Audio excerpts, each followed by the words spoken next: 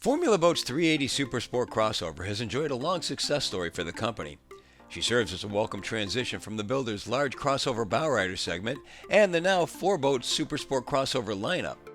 She's so popular thanks to her large bow social zone, full-beam cockpit, and the ability to comfortably overnight up to 4 in cabin comfort. But the real story now is the all-new 600 horsepower Mercs hanging off the transom. So, let's start out by looking at the numbers.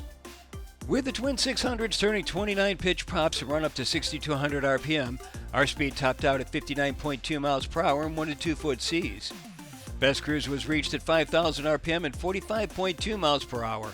It was at that speed that the 54.7 gallon per hour fuel burn worked out to a range of 223 statute miles, even while still holding back a 10% reserve of the boat's 300 gallon total fuel capacity. Now, what our gradually increasing numbers don't show is how these engines kick down into a second gear once the boat is on plane and running, so performance is increased while fuel burn is decreased. Watch the RPMs on the top line here as we add power and the speed is in between. They both come up to about 4,200 and just over 21.2 miles per hour. Look to the left and we're burning just under 50 gallons per hour. Then kick down to 3,600 as lower gear shifts into play. The speed bumps up to 24 miles per hour and the fuel burn to the left drops to just over 48 gallons per hour. Is it a fluke? Let's stop and try again. We start accelerating, faster this time, and make it up to 6,342 miles per hour with a 93 gallon per hour fuel burn before she shifts gears and drops to 5,300 while continuing to accelerate to 44 with an 81 gallon per hour fuel burn. And she'll continue accelerating from there. So the engines will make the shift at different levels depending on how aggressively you get with the throttles. If you accelerate at average speeds and don't try running a race, they'll come up to 3,900 and drop down to 3,200 altogether and pretty much every time. It's great technology and a huge leap forward. Speaking of aggressive, we reach planing speed in an average 7 seconds, cruise through 20 miles per hour in 5.3, and 30 km/h in 9.5. And remember, because only the lower units move to steer the boat, rather than the whole engine, they can be mounted closer together. This allows for more platform space, or in some cases, mounting more engines if desired. Now, let's move on to the features of the 380. One of the most identifiable locations of the Super Sport Crossover's spotter's guide is the huge aft gathering areas. Even with the outboards, there's room for 29-inch wide side platforms that extend 53 inches past the front of the engines. A 4-step reboarding ladder is at the trailing edge to both sides. A stand-up entertainment table is across the front of the engines, and stand-up paddleboard racks can be placed into the in-deck receivers. Just ahead and to starboard, there's a lounge with dual seat backs that can be moved into 3 different positions. Stainless steel beverage holders are to both sides. Naturally, there's storage underneath, and notice the hatch is held open with support struts. A switch at the helm lifts the aft cockpit seat to expose a mechanical room.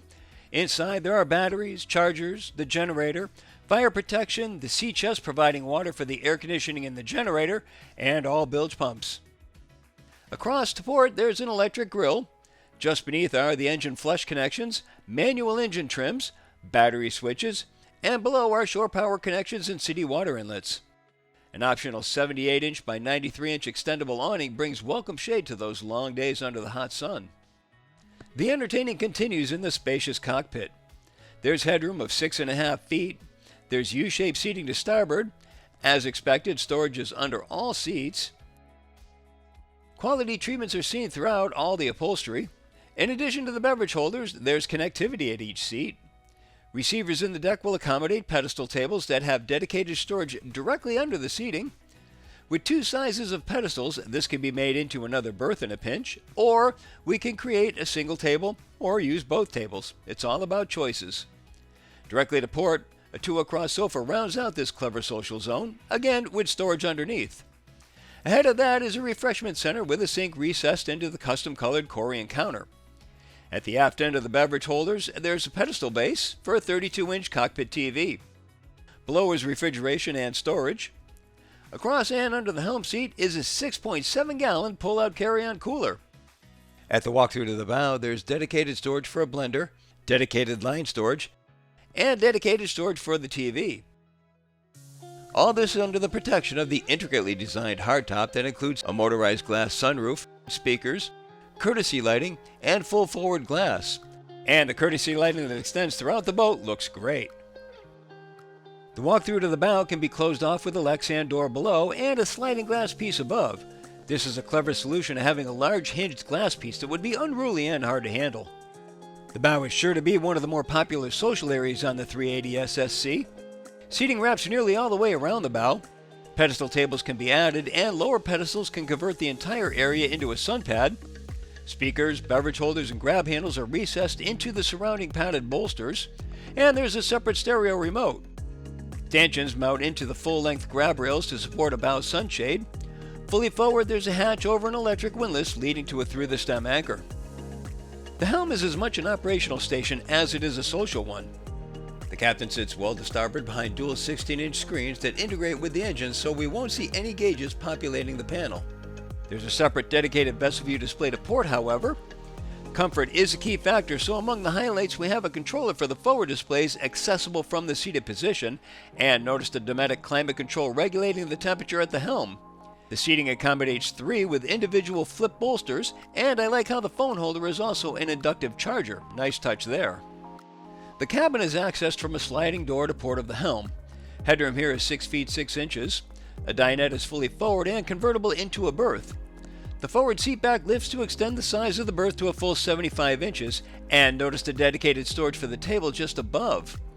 The area receives plenty of natural light with soft tones adding to the bright feel of the open space. A modest galley is to starboard with a microwave over a sink which is recessed into the Corian counter and under a sliding cover. Storage is beneath the microwave as well as beneath the sink. A 32-inch TV is to the aft bulkhead. Directly across is a refrigerated drawer with the vessel's main electrical panel right alongside. To starboard of the entry is the head that includes an electric flush toilet, sink, Corian counter, hull-side window, mirror, and separate shower wand. Behind the entry stairs is the mid-cabin, and this offers more privacy with a pull-across curtain. At 30 inches, what it lacks in overhead clearance, it makes up for in comfort and spaciousness. The berth measures in at 79 inches by 60 inches. There's a 32-inch TV to the port bulkhead. A hull-side window is to starboard with a privacy curtain. There's so much to the 380 SSC that we're really just hitting the highlights here. She's now the smallest in the category's 4-boat lineup, but she follows in no one's wake. And that's my full features inspection and performance evaluation of the all-new 380 Super Sport crossover from Formula Boats. For BoatTEST.com, I'm Captain Steve. We'll see you on the water.